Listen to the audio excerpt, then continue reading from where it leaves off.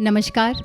आज सुधारा परियोजना की तरफ से हम बात कर रहे हैं अंजना मेहता जी से, जो बड़े सालों से खाद बनाने की प्रक्रिया घरों में, कॉलोनियों में उसका प्रोत्साहन दे रही हैं, खुद प्रैक्टिस कर रही हैं और एक्सपर्ट हैं, जो कई जगह जाके इस बारे में ट्रेनिंग भी देती हैं कि अच्छी तरह से और सिंपल तरीके से खाद किस तरह बनाई जा सकती है। बहुत बहुत धन्यवाद आपके आने का। आज actually happens to be world recycling day है, विश्व पुनर्चक्रण दिवस। तो आज के दिन हम लोग ये बात करके आप हमें ज़रूर बताइए, आप स्टेप बाय स्टेप बता सकती हैं कि किस तरह से खाद बनाई जाती है घरों में, और उसके बाद मैं आपसे कुछ सवाल पूछूंगी जो औरतें जिन्हें जो इश्यूज़ उन्होंने हमें बताए हैं, और फिर उसके ऊपर डिस्कशन कर सकते हैं। धन्यवाद। देखिए, खाद तो जब से खेती हो रही होगी तभी से खाद बन रही होगी, तो ये कुछ नई नहीं है, हमारे देश की संस्कृति का हिस्सा है। खाद बनाने के, मैंने कहा ना, जब 10,000 साल से जब से खेती हो रही है, खाद बन रही है, तो कितने तरीके होंगे, तो उनको लिस्ट करना तो असंभव है। लेकिन एक तरीका जिससे मैं बहुत ज़्यादा इम्प्रेस्ड हूँ, मैं 2 साल से यूज़ कर रही हूँ, तो मैं आपको उस तरीके के बारे में बताऊँगी, क्योंकि मेरे लिए ये बिल्कुल न्यूसेंस फ्री भी है और कई जगह मैंने इसको फैलाया है और बहुत और लोग इससे खुश हैं। ये बाल्टी है जो जब आप डिस्टेम्पर या प्लास्टिक एमल्शन पेंट करते हैं अपने घर में, तो उसी बाल्टी में ये छेद किए हुए हैं। तो आप देख ही रहे हैं कि सब तरफ इसमें छेद है, और बॉटम में कभी हम छेद करते हैं और कभी नहीं भी करते हैं, दोनों परिस्थितियों में इसे मैनेज किया जा सकता है। तो अब सब तरफ छेद हो गए, या आपने खुद कर लिए, या एक फैब्रिकेटर है जिसको हम लोगों ने ट्रेन किया है, वो ये सब भेज देता है आपको, कुरियर से भी भेज देगा या आ करके दे देगा अगर ज़्यादा क्वांटिटी में ऑर्डर हुआ है। और अब इसके अंदर वो साथ में कंपोस्ट मिक्स देता है। तो इसमें एक्चुअली नारियल का बूरा है और लकड़ी का बुरादा है मिक्स किया हुआ है एक सर्टेन अनुपात में। वैसे आप पत्ते डाल सकते हैं सूखे, आप अखबार फाड़ के डाल सकते हैं, आप कार्डबोर्ड फाड़ के डाल सकते हैं। अब ये जो कंपोस्ट मिक्स है, इसमें हम 2 मुट्ठी पहले नीचे डाल लेते हैं। उसके बाद जो रोज़ का आपका किचन का कूड़ा है, उसमें जो कुछ है, आपको कुछ भी अलग नहीं करना। आपने तरबूजा खाया, आपने मूंगफली खाई, आपने मीट खाया, आपने अंडे खाए, ये मेरा एक्सपीरियंस कहता है, भगवान ने जो उगाया है हमारे खाने के लिए, वो सब गीला कूड़ा है। बहुत अच्छा है वो तेल, जैसे जो बच जाए, जो अखबार में लगा रह जाए। मेरे मकान में 10 सालों से ये प्रैक्टिस है कि तेल वाले बर्तन हम नीचे रखते हैं और छोटे छोटे अखबार कटे रखे रहते हैं मेरे घर में, उससे पोंछ के हम फिर उसे सिंक में डालते हैं और धोते हैं। इसमें बिल्कुल काम नहीं बढ़ता, इतना कम पानी और विम लगता है फिर धोने में, और ये सारे तेल से सने हुए मेरे डब्बे में जाते हैं और ये खाद बनते हैं। तो आपने वो 2 मुट्ठी कंपोस्ट मिक्स डाला, अपना ये फट से उसमें खाली किया और दोनों को लाइटली इस पंजे से मिक्स कर दिया। ये फैब्रिकेटर साथ में देता है। अब आपको ज़रूरी नहीं ये सब खरीदने की, घर में एक पुरानी कड़छी ले लीजिए, एक पुराना लकड़ी का चम्मच ले लीजिए, हल्का सा मिक्स करना है। अब एक नई चीज़ जो हम लोगों ने सीखी है एक दूसरे से, हम एक ग्रुप में ना शेयर करते रहते हैं कि आजकल मेरे घर में जैसे हमने ये डाल दिया कूड़ा, ये कर दिया, आज का काम ख़त्म हो गया। कूड़ा एक ही बार हम डालते हैं, जब किचन साफ वाफ करते हैं तो तब डाल देते हैं। अब हम इसको उठा के आजकल यूँ रख देते हैं। इससे ग्रेविटी से वो सारी चीज़ें और अच्छे से मिल जाती हैं। ये छोड़ दिया ऐसे, अगले दिन हम दोबारा से जब इसमें वेट वेस्ट डालने के लिए आएंगे, तब इसको सीधा करेंगे, ये खोलेंगे, अब हम इसमें अपना कूड़ा डालेंगे और फिर से कंपोस्ट मिक्स। जब इतना कूड़ा होगा तो हम 1 मुट्ठी कंपोस्ट मिक्स डालेंगे। जब इससे ज़्यादा कूड़ा होगा, हमारे बड़े डब्बे भी होते हैं, गर्मियों में आम, तरबूज, ये सारे इतनी जगह ले लेते हैं, तो जब ज़्यादा कूड़ा हो जाता है तब आप 2 मुट्ठी इसमें कंपोस्ट मिक्स डालेंगे, या अखबार, कार्डबोर्ड, उस हिसाब से डालेंगे। लगभग जितना आप वेट वेस्ट डाल रहे हैं उसका 5 से 10% आप कंपोस्ट मिक्स डालते हैं। तो डाल के आप उसे लाइटली करेंगे, फिर एक दिन आपने सीधा छोड़ दिया, एक दिन आपने उल्टा छोड़ दिया। अभी जो लीचेट का सवाल है कि जो अच्छा कंपोस्टिंग सिस्टम होता है, जो एयरोबिक है, ये हम ऑक्सीजन की मदद से करते हैं। एयरोबिक कंपोस्टिंग में लीचेट बहुत कम निकलेगा अगर हम उसे करेक्ट मैनेज करें। मैं ये आपको बताने की कोशिश कर रही हूँ।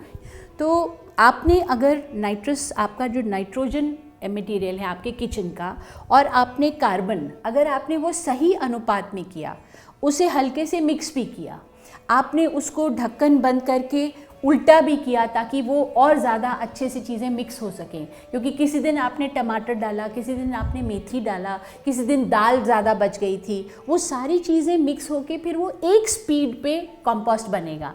ये नहीं होगा कि नीचे का ज़्यादा हो गया ऊपर का कम हो गया। जब ये सब सही रहता है और आपके ये जो छेद हैं ये खुले रहते हैं, यानी जब आप इसको खाली करेंगे, अल्टीमेटली जब खाद बन जाएगा तो वो सारे छेद हम खोल देते हैं, एक सुआ रखते हैं, उससे हम इसको खोल देते हैं, साफ़ कर देते हैं। तो अगर इसमें हवा है और इसमें सही अनुपात में ये पड़ रहा है तो लीचेट की प्रॉब्लम नहीं आती है। जो स्मेल की बात है, देखिए जो एनेरोबिक प्रक्रिया है उसी में लीचेट निकलेगा बिना ऑक्सीजन के, जहाँ जहाँ वो ऑक्सीजन कम हो गई है, और बदबू निकलेगी जो हाइड्रोजन कंपाउंड और एमोनिया से होती है, और दूसरे न्यूसेंस जैसे मीथेन निकलेगा। क्या है, अगर आप हिला नहीं रहे हैं तो वो एनेरोबिक कंडीशन, ऑक्सीजन रहित, वो ऐसे होता है कि बैक्टीरिया ने सारा उसके अंदर से माल खा लिया, जितनी ऑक्सीजन थी उसने वो सारा यूज़ कर लिया, तो उसी के बीच में फिर एनेरोबिक कंडीशन बननी शुरू हो जाती है। इसलिए हम उसे कहते हैं कि मिक्स कर लीजिए। अब जब ये भर जाता है, किसी घर में ये हफ्ते में भरेगा, किसी घर में महीने में भरेगा, कोई फ़र्क नहीं पड़ता कि ये कब भरता है। भरने वाले दिन हम इसके नीचे अखबार बिछा के पहली बार हम पंजे से इसको ऊपर नीचे अच्छे से एक ही बार करते हैं, सिर्फ अच्छे से ऊपर नीचे करते हैं, और फिर हम इसको चाहे बालकनी के कोने में जहाँ इसमें बारिश ना जाए, या पास में कोई झाड़ी है उसके नीचे रख दिया, या इसी के ऊपर दूसरी बाल्टी रख दी, क्योंकि हमारी कंपोस्टिंग तो जारी रहेगी ना, इसी के ऊपर दूसरी बाल्टी रख दी, इस पे ऊपर आराम से काम होता रहेगा। जैसे भी है हमने उसे 20 दिन के लिए रख दिया।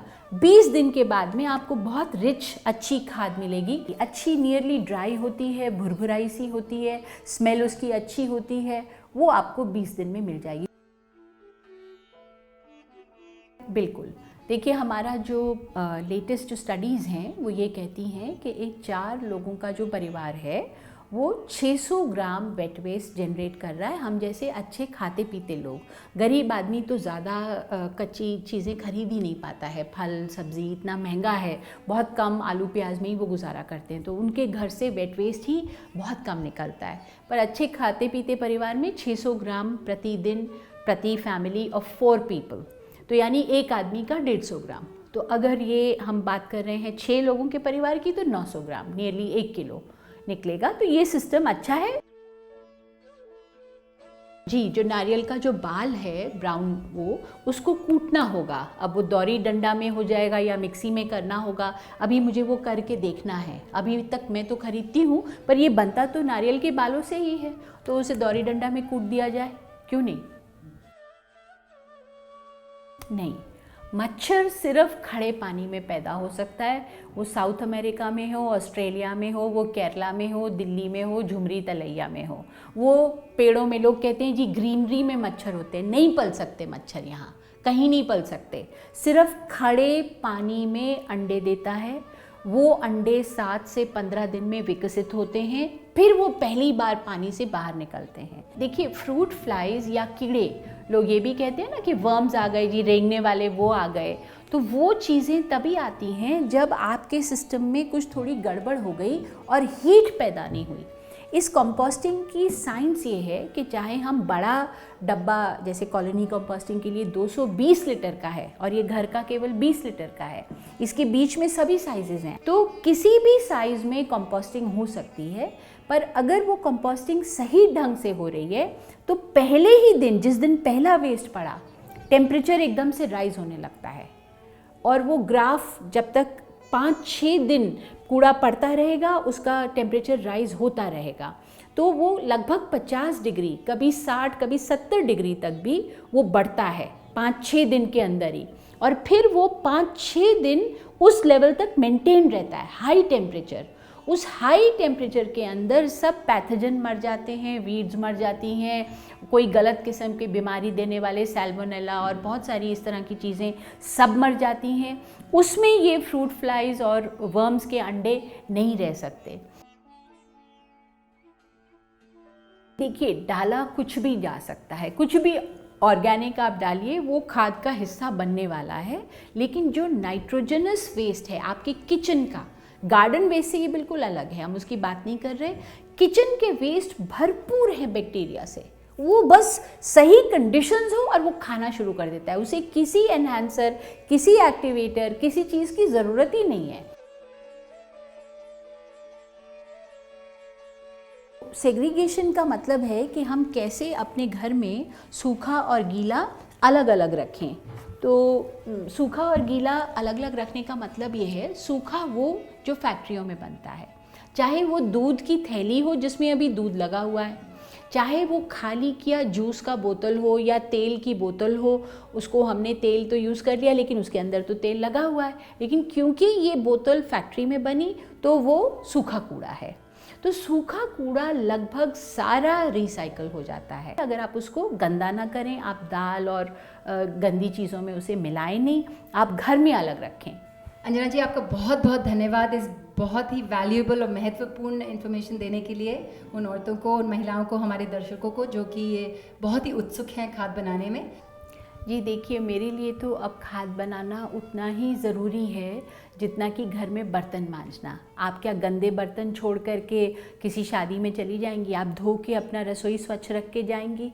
उसी तरह से आज मैं कूड़ा फेंक ही नहीं सकती। मुझे लगता है कि वो मैं अपने बच्चे को फेंक रही हूँ, जिसे कुछ और बनना था, विकसित होना था, भारत का भविष्य बनना था।